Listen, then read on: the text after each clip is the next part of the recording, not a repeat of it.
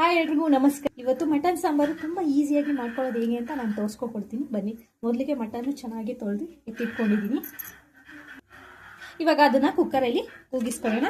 ಒಗ್ಗರಣೆಗೆ ನಾನು ಬಂದು 2 ಈರುಳ್ಳಿ ತೊಗೊಂಡಿದ್ದೀನಿ, ಕೊತ್ತಂಬರಿ, ಪುದೀನ, ಬೆಳ್ಳುಳ್ಳಿ, ಶುಂಠಿ ಇದನ್ನ ಎಣ್ಣೆಗೆ ಹಾಕ್ಬಿಟ್ಟು ಒಗ್ಗರಣೆ ಕೊಡೋಣ. ಮೊದಲಿಗೆ ಕುಕ್ಕರ್ ಇಟ್ಬಿಟ್ಟು ಸ್ವಲ್ಪ ಎಣ್ಣೆ ಹಾಕಿದ್ದೀನಿ. ಸ್ವಲ್ಪ ಹಾಕಿ ಮಟನ್ ಸಾಂಬಾರಿಗೆ ಯಾವಾಗೂ ಸ್ವಲ್ಪ ಎಣ್ಣೆ ಹಾಕಬೇಕು. ಇವಾಗ ಶುಂಠಿನೂ ಮತ್ತೆ ಬೆಳ್ಳುಳ್ಳಿ ಜಜ್ಕೊಂಡಿದ್ದೀನಿ, ಅದನ್ನ ಹಾಕ್ತಾ ಇದ್ದೀನಿ. ಫಸ್ಟ್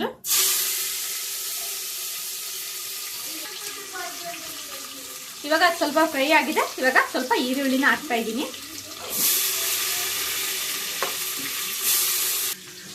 ಇವಾಗ ಕೊತ್ತಂಬರಿ, ಪುದೀನನ ಹಚ್ಕೊಂಡಿದ್ದೀನಿ, ಇದು ಕೂಡ ಹಾಕೋಣ. ಇವಾಗ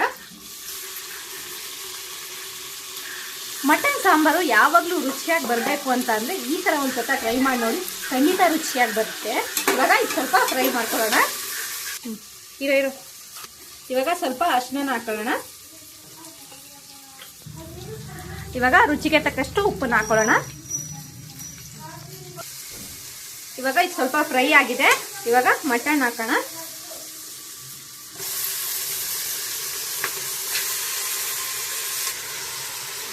ಇವಾಗ ಮಟನ್ ಹಾಕಿದ್ದೀನಿ. ನಾನು ತಗೊಂಡಿರೋ ಮಟನ್ ಇವಾಗ ಚೆನ್ನಾಗಿ ಇದನ್ನ ಮಿಕ್ಸ್ ಮಾಡೋಣ.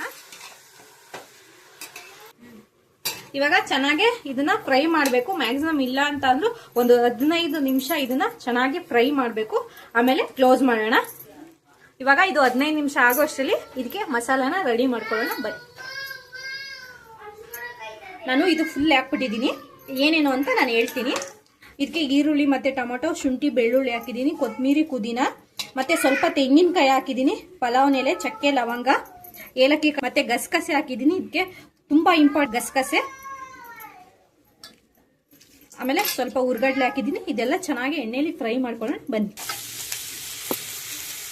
ಇದನ್ನ ಎಣ್ಣೆಲಿ ಚೆನ್ನಾಗಿ ಫ್ರೈ ಮಾಡೋಣ. ಇಲ್ಲಾಂದ್ರೂ ಒಂದು 5 ನಿಮಿಷಗಳ ಕಾಲ ಇದು ಚೆನ್ನಾಗಿ ಫ್ರೈ ಆದ್ಮೇಲೆ ಮಸಾಲ ತುಂಬಾ ಚೆನ್ನಾಗಿ ಬರುತ್ತೆ. ಫ್ರೈ ಮಾಡ್ಕೊಳ್ಳೋಣ ಒಂದು 5 ನಿಮಿಷ. ಇದಕ್ಕೆ ನಾನು ಸೋಂಪು ಹಾಕಿದ್ದೀನಿ. ಬೇಕಾದ್ರೆ ನೀವು ಮಟನ್ ಏನು ಫ್ರೈ ಮಾಡ್ಕೊಳ್ತೀರೋ ಅದರಲ್ಲೇ ಹಾಕೋಬಹುದು. ನಾನು ಮಸಾಲೆಗೆ ಹಾಕಿದ್ದೀನಿ.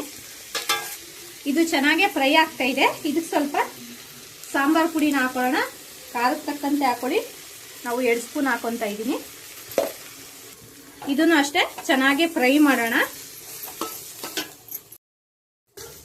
ನೋಡಿ, ಇದು ಚೆನ್ನಾಗಿ ಇವಾಗ ಫ್ರೈ ಆಗಿದೆ. ಇದು ತಣ್ಣಗಾಗಕ್ಕೆ ಬಿಟ್ಬಿಟ್ಟು ಮಿಕ್ಸಿಲಿ ರುಬ್ಕೊಳ್ಳೋಣ. ಇವಾಗ ಇದು ಚೆನ್ನಾಗಿ ಫ್ರೈ ಆಗಿದೆ. ಇದನ್ನ ಕ್ಲೋಸ್ ಮಾಡ್ಬಿಟ್ಟು ಒಂದು 4 ವಿಜಿಲ್ ಹಾಕೋಣ. ಮಸಾಲ ರೆಡಿ ಆಗಿದೆ. ಕುಕ್ಕರ್ ಕೂಡ ತಣ್ಣಗಾಗಿದೆ. ಇವಾಗ ಮಸಾಲಾನ ಹಾಕೋಣ. ಇದಕ್ಕೆ ಸ್ವಲ್ಪ ನಾನು ಹುಣಸೆಹಣ್ಣು ರಸನ ಹಾಕ್ತಾ ಇದ್ದೀನಿ. ತುಂಬಾ ಚೆನ್ನಾಗಿರುತ್ತೆ ಇದು ಹಾಕಿದ್ರೆ. ಇವಾಗ ಚೆನ್ನಾಗಿ ಇದು ಮಿಕ್ಸ್ ಮಾಡೋಣ. ನೀರು ಕ್ವಾಂಟಿಟಿ ನೀವು ನೋಡ್ಕೊಳ್ಳಿ. ನಾನು ಇದಕ್ಕೆ ಒಂದು 2 ಸ್ಪೂನ್ ಅಷ್ಟು ಮಟನ್ ಮಸಾಲಾನ ಹಾಕ್ತಾ ಇದ್ದೀನಿ. ಇದನ್ನ ಹಾಕ್ಬಿಟ್ಟು ಚೆನ್ನಾಗಿ ಮಿಕ್ಸ್ ಮಾಡೋಣ. ಇದನ್ನ ಒಂದು 5 ನಿಮಿಷಗಳ ಕಾಲ ಕುದಿಸೋಣ. ಇವಾಗ ಚೆನ್ನಾಗಿ ಇದು ಕುದಿತಾ ಇದೆ. ನೋಡಿ, ಸಾಂಬಾರ್ ಎಷ್ಟು ಚೆನ್ನಾಗಿದೆ. ಇದ್ರ ಜೊತೆಗೆ ರಾಗಿ ಮುದ್ದೆ ಇದ್ರೆ ತುಂಬಾ ಚೆನ್ನಾಗಿರುತ್ತೆ.